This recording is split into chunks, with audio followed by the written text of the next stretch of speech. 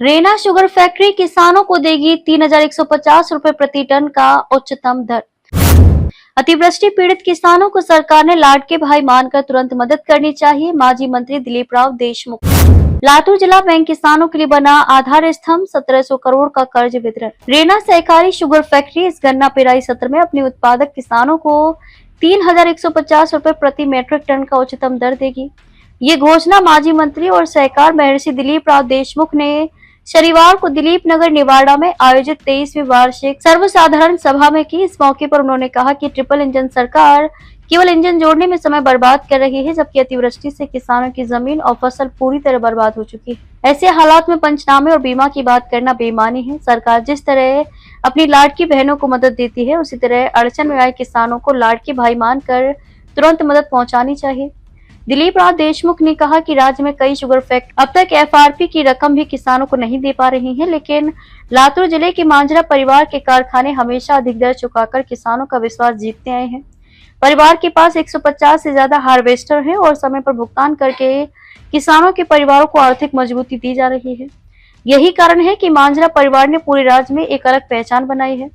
सपा में प्रमुख अतिथि के रूप में मौजूद थे सांसद डॉक्टर शिवाजी राव कालगे, लातूर जिला बैंक के चेयरमैन व माजी विधायक धीरज विलास राव देशमुख, रेना शुगर फैक्ट्री के अध्यक्ष Anant Rao Deshmukh, vice chairman Pravin Patil, Vilas sugar factory के उपाध्यक्ष व माजी विधायक वैजनाथ जी शिंदे, राज्य साखर महासंघ के संचालक आबा साहेब पाटिल, रेना शुगर फैक्ट्री के माजी चेयरमैन यशवंत राव पाटिल, माजी विधायक व वरिष्ठ संचालक तिरंबक भिसे, मांजरा शुगर फैक्ट्री के उपाध्यक्ष अशोक जी काले, मारुति महाराज शुगर फैक्ट्री के अध्यक्ष श्याम भोसले, रेना शुगर फैक्ट्री के माजी चेयरमैन सरजी राव मोरे, जिला बैंक के उपाध्यक्ष प्रमोद जाधव, 21 शुगर के उपाध्यक्ष विजय देशमुख, मारुति महाराज शुगर फैक्ट्री के उपाध्यक्ष सचिन पाटिल, लातूर बाजार समिति के सभापति जगदीश बावने, रेनापुर बाजार समिति के सभापति उमाकांत खलंगरे, उप सभापति शेषराव हाके, जिला परिषद के माजी अध्यक्ष संतोष देशमुख, कार्यकारी संचालक बीवी मोरे तथा अन्य मान्यवर, मीडिया संयोजक हरिराम कुलकर्णी सहित विभिन्न संस्थानों के पदाधिकारी, कार्यकर्ता और बड़ी संख्या में गन्ना उत्पादक किसान उपस्थित थे। मोठ्या साहेबांनीच त्याला मंजुरी दिलेली होती आणि मी राज्यमंत्री असताना काकडे साहेबांच्या नेतृत्वाखाली तो उभा राहिला संचालक मंडळाने। त्याची 25वी सर्वसाधारण सभा झाली आणि आज रेना कारखान्याची 23वी सर्वसाधारण सभा होते। आणि म्हणून गेल्या 40 वर्षाच्या वाटचालीमध्ये जिथं एकच कारखाना होता, खरं तर उस्मानाबाद आणि लातूर वेगळं झाल्याच्या नंतर आपल्या वाट्याला फक्त किल्लारी कारखानाच आलेला होता आणि जय जवान कारखाना, हे दोनच कारखाने होते। काय अडचणीमुळे ते अद्याप व्यवस्थितपणे सुरू नाही आहेत, पण 85, 84, 85च्या दशकामध्ये आदरणीय विलासरावजी देशमुख साहेब, सन्माननीय बाबुरावजी काळे साहेब आणि त्यावेळेस आम्ही सगळे सहकारी त्यांचे, काही आज हयात आहेत, काही लोक आज नाही आहेत। आणि म्हणून या सगळ्यांच्या ह्याच्यात आपण 12 नंबर पाटी ज्याला म्हणतो, चिंचुलेवाडीचं गायरान, तिथं तो बाजरा कारखाना उभा केला आणि तब्बल पहिली 2-3 वर्ष किंवा 2-3 सीझन ज्याला म्हणतो, आपल्याला हा ऊस बाहेरनं आणावा लागला। आपल्या भागामध्ये ऊसाचं उत्पादन त्या प्रमाणामध्ये नव्हतं। पंढरपूर भागातनं ऊस आणावा लागला, टेंभुर्णी भागातनं ऊस आणावा लागला, बिदरच्या भागातनं आपल्याला ऊस आणावा लागला आणि आपल्याला ते योग्य पद्धतीने क्रशिंग होईल असा प्रयत्न मांजरा कारखान्याला करावा लागला। हळूहळू आपल्या भागामध्ये लोकांना ऊसाची गोडी लागली आणि मग इथल्या सभासदांनी सुद्धा ऊस उत्पादन करायला त्याची सुरुवात केली। आपल्याकडे पाऊस असा अनिश्चित असतो, कधी रुसला म्हणजे इकडे येतच नाही आणि कधी आला म्हणजे एवढा येतो की आता कधी जातो म्हणून त्याची वाट बघायची। असा हा लहरी पाहुणा, हा पाहुण्यासारखाच येतो, हा काही नियमित येत नाही। रुसून बसला तर इकडे फिरकत नाही आणि आला तर मग तो जायचं नाव घेत नाही। अशा प्रकारची परिस्थिती यावर्षी निर्माण झालेली आहे आणि म्हणून तुम्हाला चिंता आहे। जरी धीरज भैया म्हणत असलं की मला तो ताण ऊस उत्पादक शेतकऱ्याच्या चेहऱ्यावरती दिसत नाही, पण तुमच्यावरती सुद्धा ताण आहे, कारण तुमचं सगळं क्षेत्र काही ऊसाखाली नाही आहे. ऊस तुमच्याकडे आहे, पण राहिलेल्या क्षेत्रामध्ये जे तुम्ही सोयाबीन लावलेलं आहे किंवा इतर काही पिकं घेतलेली आहेत, तीही सगळी पिकं आज पाण्याखाली गेलेली आहेत आणि म्हणून त्याचंही मोठ्या प्रमाणामध्ये नुकसान झालेलं आहे. आता हे केंद्र सरकार हे आणि राज्य सरकार, कुठल्या राज्यामध्ये ते डबल इंजिन आहे असं म्हणतात, तर महाराष्ट्रामध्ये ट्रिपल इंजिन अशा प्रकारचं ते सरकार आहे असं त्यांचं म्हणणं आहे. आता हे 3 इंजिन लावा किंवा 4 इंजिन लावा, पण रेल्वे हल्ली तर उपयोग आहे. ह्यांचा सगळा वेळ इंजिन जोडण्यातच चाललाय. माणसं डब्यात बसून झोपा काढायला लागली. कधी मागे सरकतो डबा, कधी पुढे सरकतो डबा, पण पुढे जायला काही तयार नाही. तुमचे किती इंजिन आहेत त्याच्याशी आम्हाला काही घेणं नाही. तुम्ही या संकटाच्या काळामध्ये शेतकऱ्याला काय मदत ताबडतोबीनं देताय आणि त्यांच्या अडचणीवरती एक प्रकारची जे काही त्यांच्या वेदना आहेत त्याच्यावरती कशा पद्धतीनं तुम्ही मदतीची फुंकर घालताय हे पहिल्यांदा महत्वाचं आहे. कर्जमाफीच्या बद्दलची घोषणा योग्य वेळी करू असे म्हणतात. कोणती योग्य वेळ आहे? आज सगळ्या शेतीच्या प्रपंचाची धुळधाण उडाली असताना जर ही वेळ नसेल तर कोणती वेळ आहे? ही खरं म्हणजे या सरकारमधल्या मंत्र्यांनी ते सांगितलं पाहिजे. नेमकं पीक विम्याच्या बाबतीमध्ये सुद्धा आपण बघतो सगळंच गेल्यानंतर आता कुठे पंचनामा तुम्ही करणार आहात? 10%, 20%, 25% नुकसान झालं तर आपण समजू शकतो की आम्हाला पंचनामे करावे लागतील. 75% तर पीक आलेलं आहे. पण जिथे 99% पीक गेलेलं आहे तिथं वेगळा पंचनामा आपण काय करणार आहोत? तेव्हा आता सरसकट कसल्याही पंचनाम्यामध्ये वेळ न करता ताबडतोबीनं जसे निवडणुकीमध्ये खात्यावर पैसे तुम्हाला न विचारता येतात तसे हे पैसे ताबडतोबीनं तुमच्या खात्यावरती आले पाहिजेत. लाडक्या बहिणीला दिवाळीला अजून महिनाभर वेळ आहे. ते त्याच्या वेळी येत राहतील, तिथं काही तुम्हाला सांगायची गरज नाही, ती तुम्ही देणारच आहात. त्यांच्या देण्याबद्दल आमचं काही म्हणणं नाही. पण ह्या लाडक्या भावाचं काय, जो अडचणीत आला आहे, आज त्याला मदतीची गरज आहे आणि ती मदत होणं गरजेचं आहे. आणि त्या बाबतीमध्ये म्हणजे ऊस उत्पादक शेतकऱ्याला सुद्धा चिंता आहे. मला आनंद वाटतोय एका गोष्टीचा की आदरणीय विलासराव देशमुख साहेबांच्या नेतृत्वाखाली जी सहकार्याची चळवळ सुरू झाली आपल्याकडे, आज महाराष्ट्राने आदर्श, परत आपण स्वतःविषयी बोलतो तेव्हा असं वाटतं की हे आत्मस्तुती करतायत की काय, तर ही आत्मस्तुती नाही, हे वास्तव आहे की आज मराठवाडा विदर्भामध्ये जर आपण पहिलेच आहोत. कोल्हापूर आणि साताऱ्याचे 1-2 कारखाने आमच्या पुढे दिसतात. त्याचं कारण असं आहे की त्यांचा 100% ऊस हा अडसाली असतो. त्यांच्याकडे जेव्हा आमच्यापेक्षा 400-500 रुपयानं भाव जास्त निघतो तेव्हा त्यांचा ऊस 18 ते 20 महिन्याचा असतो. हे तुम्ही समजून घ्या. आपल्याकडे 12 महिन्याचा ऊस आहे.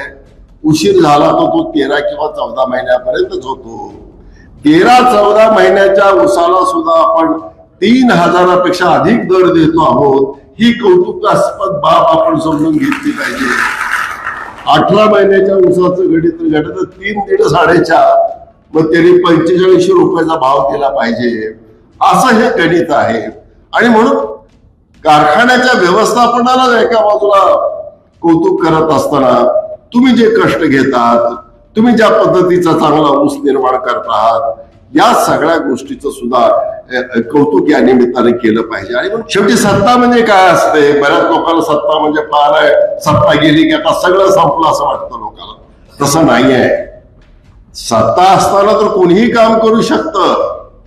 जेव्हा सत्ता तुमच्या हातामध्ये नसते तेव्हा तुम्ही काय करता, तेव्हा तुम्ही कसे वागता, तेव्हा किती विनम्रपणे तुम्ही वागता ह्याची तपासणी. माणसाचं कॅरेक्टर पदावर गेल्यानंतर नाही आहे. माणसाचं चारित्र्य तपासायचं असेल तर पद गेल्यानंतर तो कसा वागतो, दिल्यानंतर तो कुणी नाचणार आहे, त्याच्यात काय विशेष आहे. प्रश्न असा आहे की जेव्हा तुम्हाला ते मिळत नाही किंवा काही कारणानं तुम्ही ते मिळवू शकत नाही, अशा वेळी तुम्ही लोकांची कामं कशी करतात? आणि आपण पाहतात की आपले आमदार तुम्ही कुणाला मतदान दिलं, काय केलं, त्या गावच्या जाऊन ते चौकशी करत नाहीत.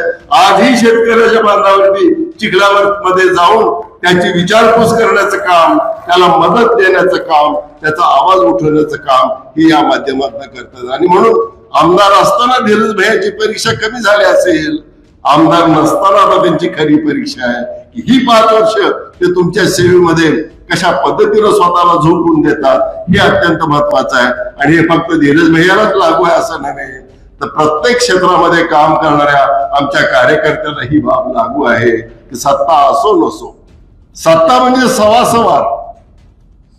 कधीतरी आपण सगळे सायकलीवर बसलेले आहोत. आताची मुलं जरी मोटरसायकलवर फिरत असले तरी सिनियर माणसं किंवा माझ्या वयाची माणसं जी आहेत ही सायकलीवरती शाळेवरती गेलेले आहेत किंवा सायकलीवर बसून तालुक्याच्या गावाला गेलेले आहेत. जेव्हा वारं पाठीमागून असतं तेव्हा सायकलीचं पायडल हलकं जातं, सायकल चालवणं सोपं जातं. सत्ता म्हणजे पाठीमागून असलेलं वारं हलकं, जरा लवकर जाऊन पोहोचतो. आणि सत्ता नसणं म्हणजे समोरून येणारं वारं थोडं पायडल जड जातं, पण म्हणून काही सायकल आपण टाकून देत नाही. आपण वारं जरी समोरून असलं तरी चिकाटीनं पायडल मारतो आणि जिथं पोहोचायचं आपल्याला तिथे आपण निश्चित पोहोचतो. हे आपण समजून घेतलं पाहिजे. आणि एक लक्षात ठेवलं पाहिजे की वारं कधी कायम नसतं, कधी पाठीमागून कधी पुढून. पण आपलं हे जे विकासाचं जे काही सूत्र आपण हातामध्ये घेतलेलं आहे, जे व्रत आपण हातामध्ये घेतलेलं आहे, ते व्रत वारं बदललं म्हणून वाऱ्याबरोबर टाकून द्यायचं नाही, हे आपण समजून घेतलं पाहिजे. ही सामाजिक बांधिलकी आहे. हा काही व्यवसाय नाहीये राजकारण म्हणजे की एखादं चाललं तेव्हा दुकान चालवायचं, नाही चाललं तर कुलूप लावून मोकळं व्हायचं असं नव्हे. हे आपण स्वीकारलेलं व्रत आहे, ही आपण स्वीकारलेली पांडुरंगाची वारी आहे की पाऊस असो ऊन असो आम्ही त्या वारीला जाणारच आणि पांडुरंगाचं दर्शन घेणारच. दुष्काळ पडला तरी, पाऊस जास्त झाला तरी, पिकलं तरी आणि नाही पिकलं तरी, अशा पद्धतीचं एक व्रत घेऊन आपण सगळ्यांनी जर काम केलं तर मला वाटतं की ही बाकीचे छोटे मोठे बदल होत राहतील, याची चिंता करण्याचं काही कारण नाहीये.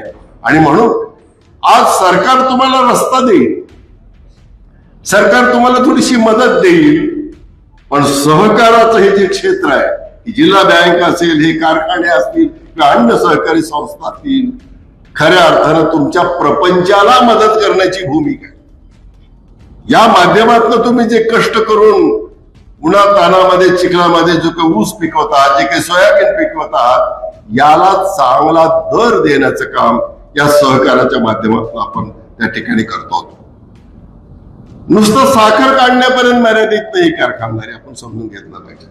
आता नुसती साखर काढून तुमच्या अपेक्षेप्रमाणे भाव देता येईल का, हे थोडंसं अवघड आहे.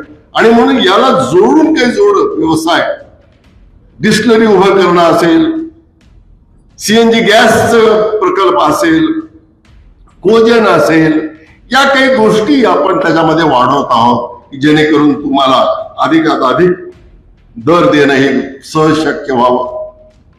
आज मजूर मिळत नाहीये, मजुराचं शॉर्टेज आहे. आणि मग एखाद्या गोष्टीचं शॉर्टेज निर्माण झालं की 4 कारखान्याबरोबर ते करार करतात, 4 कारखान्याकडनं ते उचल घेतात आणि मग शेवटी कुठल्या कारखान्यावर जायचं त्याचा ते वेगळाच निर्णय घेतात. आणि मग अशा वेळी पैसे परत जरी दिले त्यांनी तरी पण कामाची खोटी होते.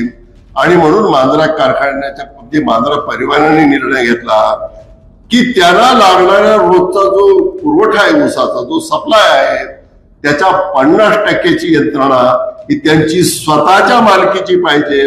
आणि म्हणून मांजरा परिवारातल्या सर्व कारखान्यांनी किमान 25 हार्वेस्टर त्यांच्या मालकीचे, अशा पद्धतीनं 100 पेक्षा अधिक हार्वेस्टर, जवळपास 150 हार्वेस्टर घेण्याचं काम त्या ठिकाणी केलेलं आहे.